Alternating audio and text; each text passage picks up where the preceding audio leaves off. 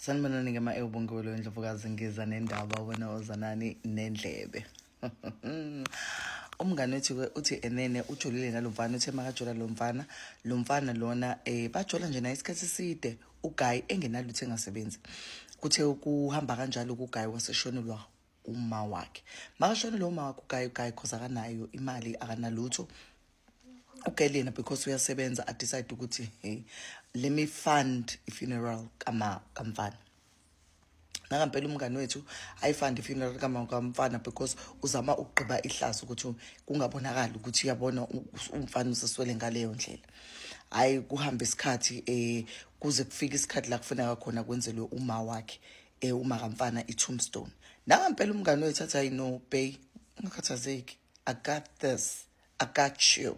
Okay, nangempela ayenza tombstone kamfana na ibe inhleke unveiling kamfana kube kuhle nje yonke into ihambe kahle perfect.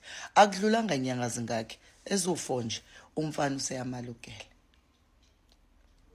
Usethi enene akacabanga ukuthi relationship yabo is working out and whatever but umfana uyacheat.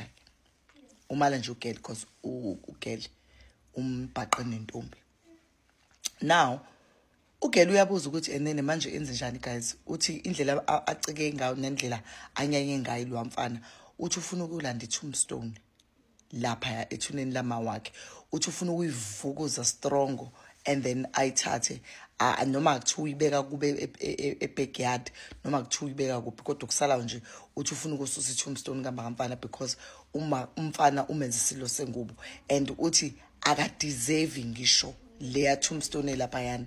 So enze njani umngane wethu guys ayilandi tombstone noma iyeke please ngicela nisiphendule nisitshele because umngane wethu kuyaphuthuma and uhethekile guys yagowa uthi umfana uyigreathile inhliziyo yakhe uthi uyigreathile impela nje uthi waze wayihuqa na kwigravel. So nje ngiyacela simsize umngane wethu uthi ayilande tombstone noma ishiye kanjalo. Ngiyabonga.